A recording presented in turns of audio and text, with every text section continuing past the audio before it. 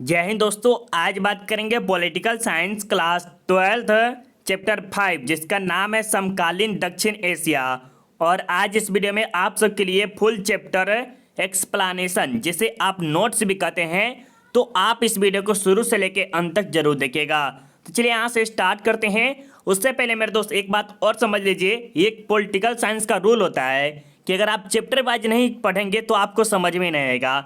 और आप चैप्टर 5 एक बार डायरेक्ट देख रहे हैं तो आपको ये वीडियो बहुत ही कम आएगा।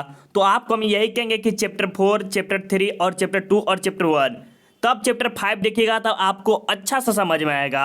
और इन सभी का लिंक आपको वीडियो के डिस्क्रिप्शन में या तो आई बटन में डाल देंगे, वहाँ से आप जाके देख सकते हैं। अब चलिए यहाँ से स्टार्ट करते हैं।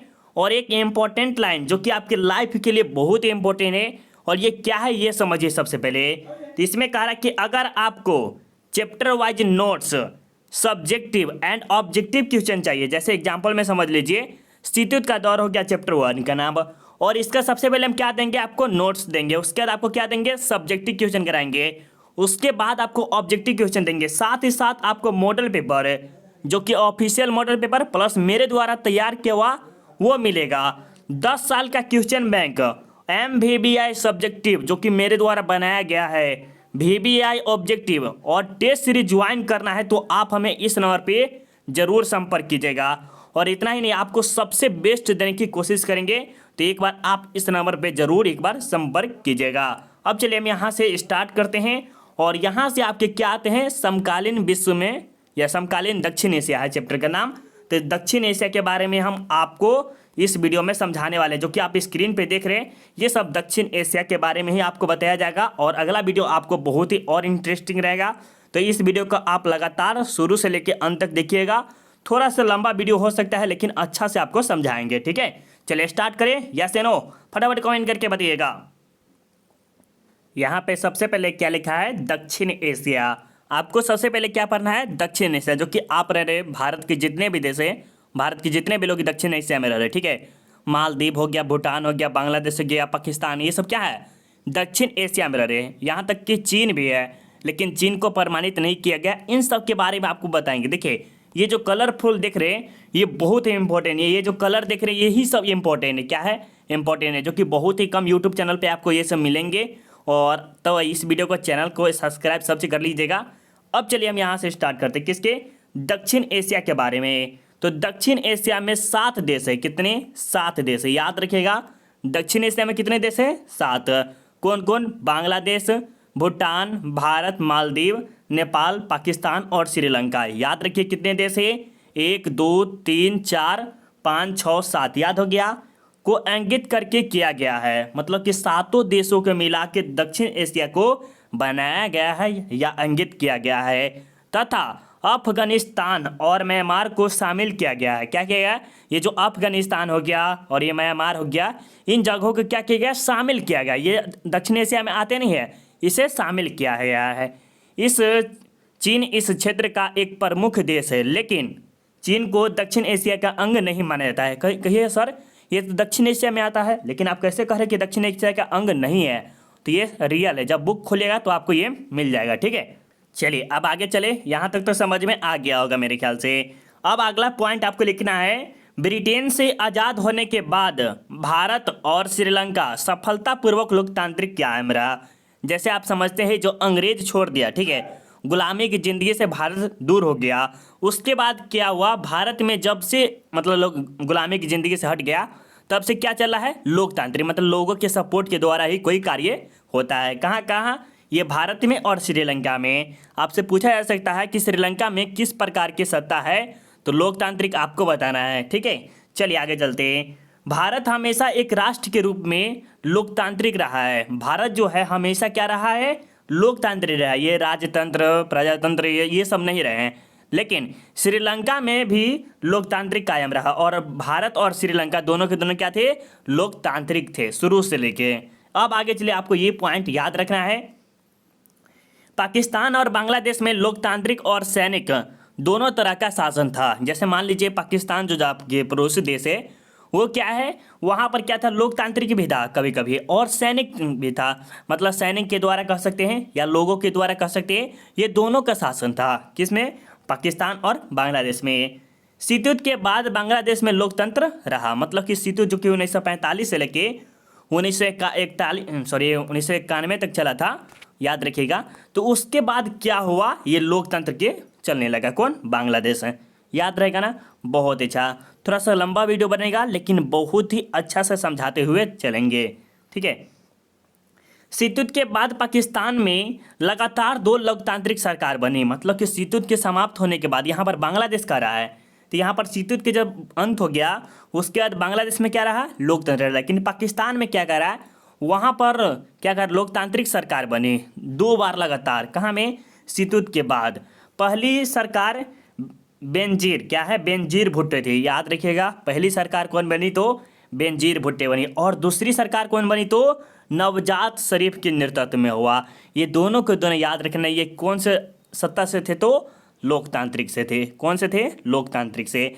इतना तक याद हो गया, बहुत अच्छा। ये अगर आप कॉपी में नोट करते हुए चलते तो आपको और अच्छा होगा, या तो आप हमें नोट्स ले सकते हैं आप हमसे, ठीक है। बहुत ही कम चार्ज है, आपको ज़रूर मिलेगा। ये सब जो चार्ज लिया जाता है सिर्फ PDF बनाने वाले को दिया जाता है, प्लस वो जो बुक लाते हैं उसका कीमत आपसे लिया जाता है, जो कि 9 के बराबर हम सब रखते हैं, ठीक है।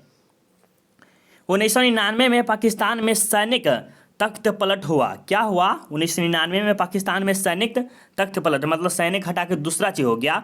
फिर 2008 से यहाँ लोकतांत्रिक शासन है। कहाँ, पाकिस्तान में। अभी 2008 से मान ले सकते हैं, 2008 अभी कितना चला है, 2022 चल रहा है, ठीक है। और 2023 में आप एग्जाम दे दीजिएगा, 2024 में भी दे सकते, कोई 2025 में भी देगा। तो उसी प्रकार क्या हुआ कि 1999 में सैनिक का तख्त पलट हो गया। और उसके बाद क्या हुआ, 2008 से लेकर अभी तक, मतलब 2022 तक यहाँ पर भी क्या है, लोकतांत्रिक शासन व्यवस्था है, जैसे भारत में शुरू से लेके अभी तक चल रहा है। अब चलिए यहाँ पर बात करते हैं नेपाल का। नेपाल का बहुत ही इंपॉर्टेंट है और बहुत स्टूडेंट कहते हैं कि सर ऐसा मानते नहीं है। तो देखिए क्या करें, नेपाल 2006 में संवैधानिक राजतंत्र था। मतलब राजतंत्र क्या होता है, राजा के पुत्र हुआ, फिर राजा के पुत्र वो शासन कर सकते हैं। लेकिन 2008 में राजतंत्र को समाप्त करके लोकतांत्रिक गणराज्य के रूप में उभरा। तो एक प्रकार से अब कह सकते हैं कि नेपाल कौन सा सत्ता में है, मतलब नेपाल में किस प्रकार के शासन करता है, तो लोकतांत्रिक या प्रजातांत्रिक है। तो आप क्या बताइएगा, लोकतांत्रिक। कैसे, क्योंकि 2008 के अकॉर्डिंग क्या किया गया है, उसे समाप्त कर दिया। किसे, राजतंत्र को समाप्त करके लोकतांत्रिक की स्थापना किया गया था या उभरा गया था, ठीक है। अब चलिए थोड़ा सा आगे चलते हैं। यहाँ पर देखिए पॉइंट, ये जितने भी पॉइंट आपसे लिया जा रहा है सब के सब आपके NCERT बुक के द्वारा लिया जाता है, दूसरा चीज़ से कभी नहीं लेते हैं हम। भूटान 2008 में संवैधानिक राजतंत्र बना। भूटान भी कहाँ था, राजतंत्र ही था, याद रखिएगा। यहाँ पर नेपाल और भूटान दोनों के दोनों क्या थे, राजतंत्र थे। लेकिन बहुदलीय लोकतंत्र के उभरा गया था। बाद में फिर ये अलग अलग चेंज हो गया, लोकतंत्र में बदल गया। अब यहाँ पर याद रखिएगा, मालदीव 2005 में बहुदलीय प्रणाली को अपनाने के पक्ष में एक मत से मतदान किया।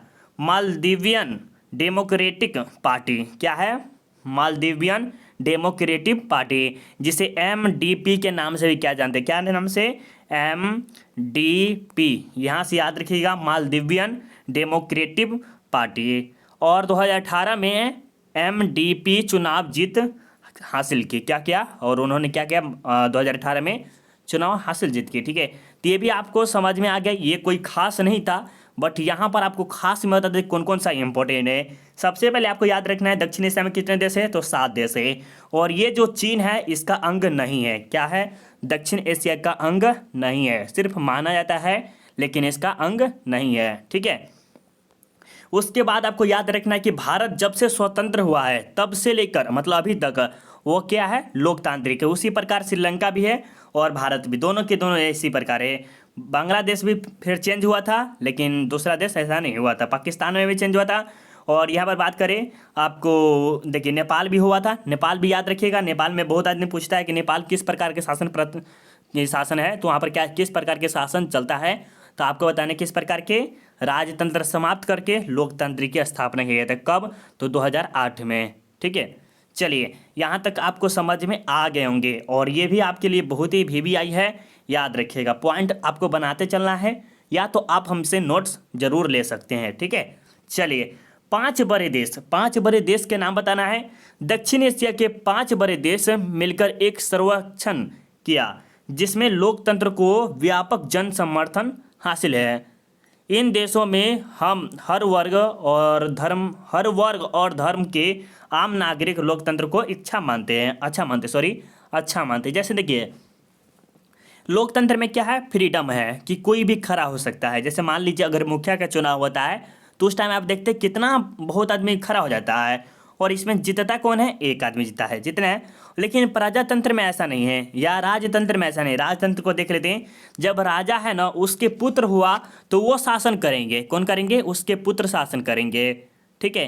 तो यहाँ पर लोकतंत्र को बहुत ही अच्छा माने सभी के सभी देश, कौन कौन 5 देश मिलजुल के एक बैठक हुआ, और वहाँ पर जाके जब पूछा कि आप किस को अच्छा मानते हैं, लोकतंत्र को या प्रजातंत्र को या राजतंत्र को, तो सभी ने क्या किया, लोकतंत्र को बहुत ही ज़्यादा सपोर्ट माना और अच्छा भी माना है। चलिए, यहाँ तक आपको पॉइंट खत्म हो गया। अब यहाँ से आपके बहुत ही इंपॉर्टेंट है, जो कि हम कहते हैं कि MVVI किसके लिए, ऑब्जेक्टिव के लिए, सब्जेक्टिव के लिए नहीं है, ये ऑब्जेक्टिव के लिए MVVI है। क्या है, MVVI, ये जो आपको 12th के बाद कॉम्पिटिटिव एग्जाम में भी आ सकता है कभी ना कभी, ठीक है।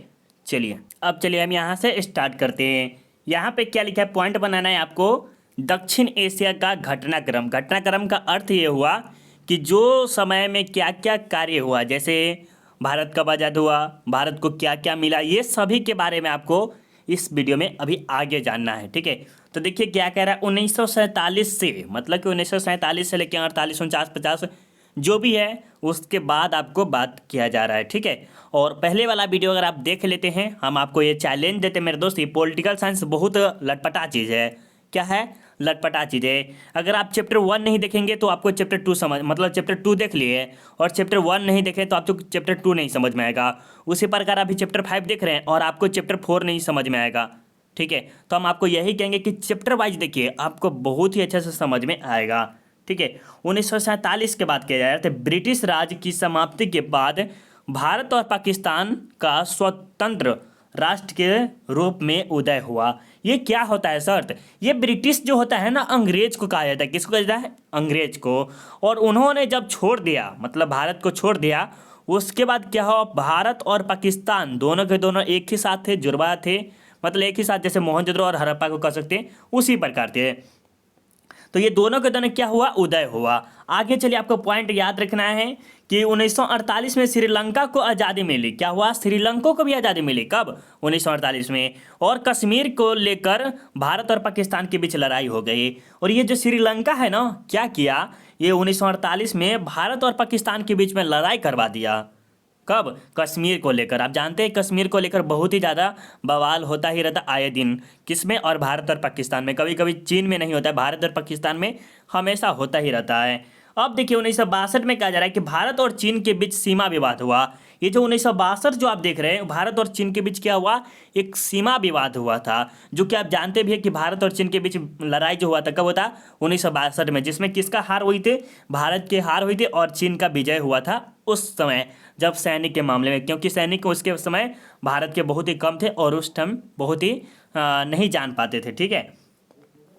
वहीं पर बात करें 1966 में भारत और पाकिस्तान के बीच ताशकंद समझौता हुआ था। कब हुआ था, इससे पूछा जा सकता है कि भारत के बीच ताशकंद समझौता कब हुआ था, भारत और पाकिस्तान के बीच। तो ये हुआ था 1966 में। और किसके बीच हुआ था, लाल बहादुर शास्त्री एक और है, क्या नाम है, उसके बारे में आपको कमेंट करना है। लाल बहादुर शास्त्री, हम बता दें, एक आपको कमेंट करना है कि पाकिस्तान की तरफ से कौन थे। 1971 में, दिसंबर 1971 में कराए भारत पाकिस्तान युद्ध, बांग्लादेश की मुक्ति। भारत और पाकिस्तान का युद्ध हुआ और बांग्लादेश की मुक्ति हो गया। जैसे एग्जाम्पल में समझिए, ये हो गया बांग्लादेश, ये हो गया, क्या हो गया, पाकिस्तान, और ये हो गया, सॉरी, ये हो गया पाकिस्तान, ये हो गया भारत, और ये हो गया बांग्लादेश। लिख देते हैं बांग्लादेश, और ये हो गया भारत, और ये हो गया पाकिस्तान। बहुत ही डिटेल के साथ समझाते हैं, तो प्लीज़ आप लाइक ज़रूर कर दीजिएगा। इतना मेहनत के साथ समझाने में बहुत ही टाइम लगता है, प्लस ये नोट्स बनाने में और ज़्यादा टाइम लगता है, ठीक है। तो समझिए, ये जो भारत है ना ये भारत है, क्या है, भारत है। और ये जो बांग्लादेश है ना, ये पाकिस्तान को बम उम देता था, इनके आमना सामने होता था, तो ये भी भारत पे अटैक कर देता था, ये भी भारत पे अटैक कर देता था। तो उस टाइम जब 1971 में इंदिरा गांधी प्रधानमंत्री, कौन थे, इंदिरा गांधी प्रधानमंत्री थी, तो क्या किया, ये जो भारत के थे ना, वो इंदिरा गांधी ऊपर जो वायु मतलब कि हवाई जहाज से जाता था, तो क्या किया, वहां पर जाने ही नहीं देता था, कोई भी जाता था क्रैश कर देता था, उसे उड़ा दिया जाता था, और बांग्लादेश को अलग उसी टाइम कर दिया।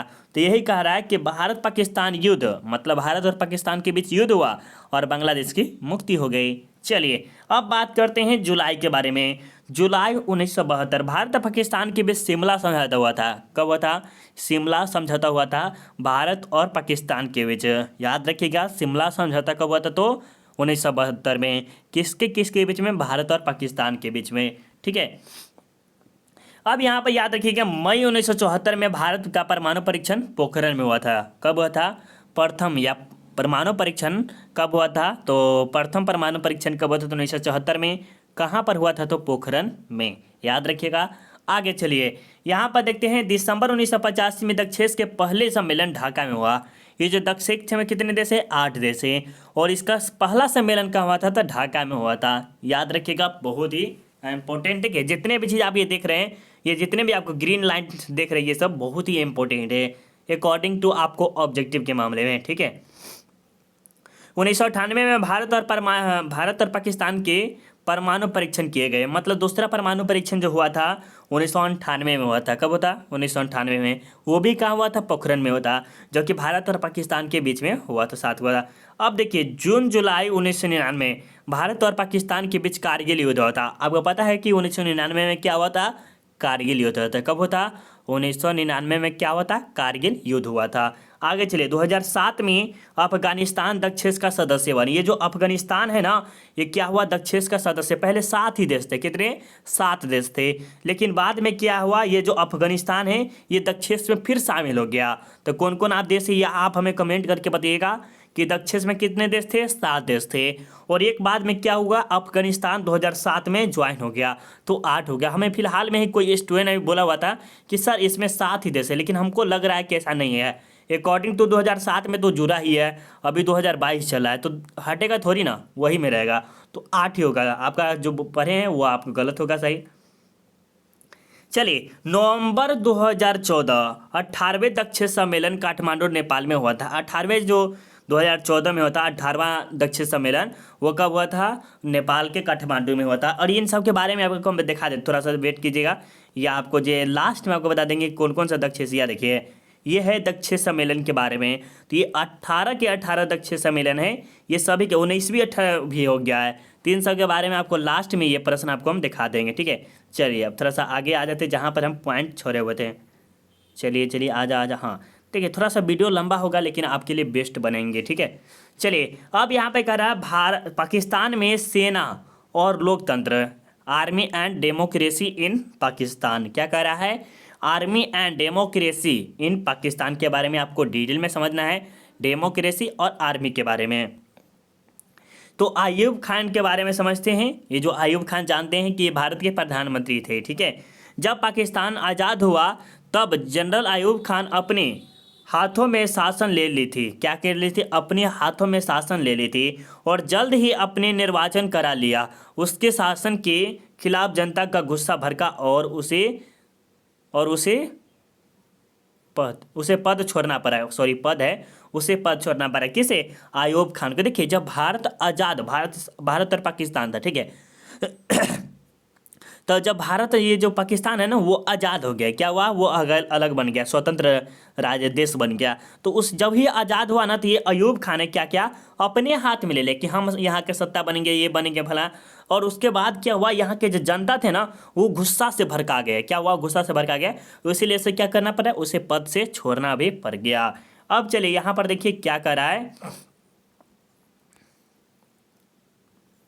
याहिया खान। क्या कर रहा है, याहिया खान सैनिक शासन का रास्ता साफ हुआ। क्या हुआ, याहिया खान सैनिक शासन का रास्ता साफ हुआ और वह शासन संभाला। सैनिक शासन के दौरान पाकिस्तान को बांग्लादेश संकट का सामना करना पड़ा और 1971 में भारत के साथ पाकिस्तान का युद्ध हुआ, जिसमें पूर्वी पाकिस्तान टूटकर स्वतंत्र देश बना जो कि बांग्लादेश कहलाता है। अभी जस्ट आपको बताए हुए थे कि एक युद्ध हुआ था इंदिरा गांधी के बीच में, भारत और पाकिस्तान के बीच में, जो कि कहाँ पर हुआ था, ऐसे ऐसे ऐसे हम बताए हुए थे। और यहाँ से यहाँ विमान वान भेजता था, तो यहाँ पर क्या किया भारत ने, क्या किया, इस पर अटैक कर दिया पाकिस्तान पे। तो यहाँ पर ये जो भी चीज़ भेजता था ना, बम उम कुछ भी, तो ये पूर्वी पाकिस्तान उसका टूट गया, किसका, पाकिस्तान का। ठीक है समझ में आया, समझ में आया ना, चलिए बहुत अच्छा। जुल्फिकार अली भट्टी जो कि 1971 में पाकिस्तान के प्रधानमंत्री थे, और भारत के प्रधानमंत्री कौन थे, इंदिरा गांधी थे, जो कि बहुत ही बवाल बेशमाल मतलब बेमिसाल थे अपने आप में। कौन, इंदिरा गांधी। चलिए यहाँ पर बात करते हैं। उसके बाद जुल्फिकार भट्टी बना, जो 1971 से 1977 तक कायम रही, और ये ज़्यादा दिन तक भी नहीं रहा। कौन, जुल्फिकार अली भट्टी। ठीक है। बेंजूर भुट्टो जो कि आपको पहले ही बताए थे, बेंजूर भट्टो 1988 में, फिर बेंजूर भुट्टो के नेतृत्व में लोकतांत्रिक सरकार बनी। 2008 से पाकिस्तान में लोकतांत्रिक तरीके से चुने गए नेता शासन कर रहे हैं अभी तक। देखिए मतलब लोकतांत्रिक के द्वारा चुने गए शासन ही शासन कर रहे हैं। ठीक है। अब यहाँ पर देखिए बहुत ही इम्पोर्टेंट है। ठीक है। अब बात करते हैं बांग्लादेश में लोकतंत्र क्या करा है। बांग्लादेश में लोकतंत्र, democracy in Bangladesh, democracy in Bangladesh. तो इसके बारे में समझते हैं, बहुत ही अच्छा से समझाएंगे, और आपको मुझे उम्मीद है बहुत ही अच्छा से कि आपको ये जो भी समझा रहे हैं आपको समझ में आ रहा है। हम फास्ट क्यों नहीं करा रहे, क्योंकि फास्ट कराएंगे तो बहुत बच्चा बोलता है सर आप इतना फास्ट कराते कि हमको समझ में नहीं आता है, तो हम धीरे धीरे चले आपको समझ में आए। ठीक है।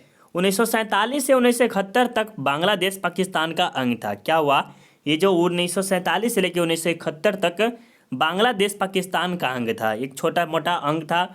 और उसके बाद क्या, फिर उसके बाद बांग्लादेश स्वतंत्र राज्य हुआ, और बाद में क्या हुआ, जो कि आपको पहले बताए थे कि विवाद वान ये झगड़ा झंझट हुआ पाकिस्तान के साथ, तो ये टूट गया। कौन, बांग्लादेश। अब आगे चलिए। पश्चिमी पाकिस्तान के खिलाफ जन संघर्ष का नेतृत्व से बुर्जुहा मान ने किया। बुर्जुहा, अब यहाँ पर देखिए, मुजीबुर रहमान ने 1970 के चुनाव में पूर्वी पाकिस्तान के सारी सीटों पर विजय मिली। क्या हुई, इसको क्या हुआ, 1970 के चुनाव में, जब 1970 का चुनाव हुआ उस टाइम पूर्वी पाकिस्तान की सीटों पर विजय मिली। किसको, तो ये हमारी इसको। कब, क्योंकि ये बांग्लादेश बना, बांग्लादेश तो अलग हो गया उस टाइम। ठीक है। अब चलिए, जनरल याहिया खान के सैनिक शासन में पाकिस्तान सेना ने बंगाली जनता के आंदोलन को कुचलने की कोशिश की, जिसमें हजारों लोगों की पाकिस्तानी सेना के हाथों मारे गए। और ये क्या हुआ, जनरल याहिया खान सैनिक सेना से, मतलब सैनिक शासन नहीं होता, वो भी होता है प्रजातांत्रिक होता है, लोकतांत्रिक शासक होता है, जिसमें क्या हुआ, हजारों लोगों के पाकिस्तान सेना के हाथों मारे गए। और उसमें क्या हुआ, यहाँ के जो सेना थे भेजे हुए थे, तो वहाँ के साथ बहुत ही आदमी मारे गए थे। ठीक है। अब यहाँ पर देखिए 1971 में भारत और पाकिस्तान के बीच युद्ध छिड़ गया।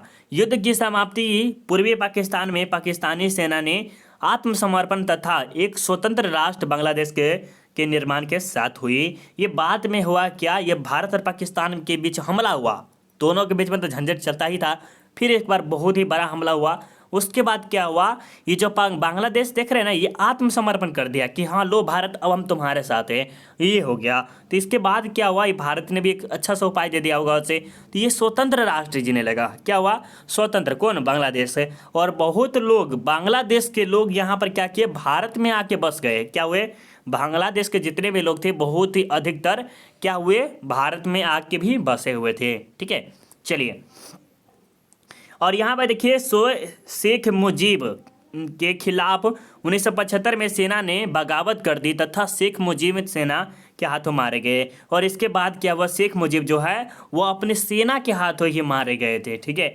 इसके बाद देखिए जनरल इरशाद 5 सालों के लिए राष्ट्रपति निर्वाचित हुए। उन्होंने 1990 में राष्ट्रपति पद छोड़ा, जनता उसके खिलाफ थे। और बाद में क्या हुआ, ये 5 साल के लिए क्या हुआ, राष्ट्रपति बने हुए थे 1990 में लेके, लेकिन बाद में क्या हुआ, उसे छोड़ना पड़े। क्यों, क्योंकि उसके खिलाफ जनता बहुत ही भड़के हुए थे और उसे उतार भी दे वहाँ से पद से। ठीक है। और उसके बाद बात करते थे कि 1991 में चुनाव हुए, उसमें बहुदलीय चुनावों पर आधारित हुए। क्या है, बहुदलीय, बहुदलीय कि बहुत दूर मतलब हो गया, उसमें प्रतिनिधित्व मूलक लोकतंत्र कायम है। तो ये मेरे ख्याल से आपको कुछ इंपॉर्टेंट था, जो कि अगर हम आप अभी करते हैं तो देख सकते हैं कितना मिनट हो गया है, 24 मिनट आपको वीडियो को पूरा लेंथ हो गया है। अगर आपको बहुत करते हैं तो ये जो वीडियो है कम से कम 50 मिनट से ऊपर ले लेगा। तो अगला वीडियो हम आपको देखिए, ये सबसे इम्पोर्टेंट है, आपको बहुत ज़्यादा वीविया ये है, इसमें से एक ऑब्जेक्टिव पूछेगा तो पूछेगा, तो हम आपको ये बढ़िया से समझाएंगे, तो अगला वीडियो में समझाएंगे। अगर आपको नोट्स वगैरह चाहिए तो आप हमें इस नंबर पे ज़रूर कीजिएगा। अगर आप चैप्टर वाइज देख लेते हैं तो और आपके लिए और अच्छा रहेगा, तो जिसका लिंक भी आपको वीडियो के डिस्क्रिप्शन में डाल दिए हैं। पॉलिटिकल साइंस प्लेलिस्ट सर्च कीजिएगा। अगर आपके भाई बहन दोस्त क्लास 10th में पढ़ते हैं तो RDX सेल्फ स्टडी के बारे में जरूर बताइएगा। PDF के लिए टेलीग्राम ज्वाइन कर लीजिए, जिसका लिंक भी आपको वीडियो की डिस्क्रिप्शन में मिलेगा। अगर आपको चाहिए पूरा का पूरा सब्जेक्ट का तो आप हमें इस नंबर पे ज़रूर संपर्क कीजिएगा। चलिए मिलते हैं अगले वीडियो में, अभी के लिए बाय बाय।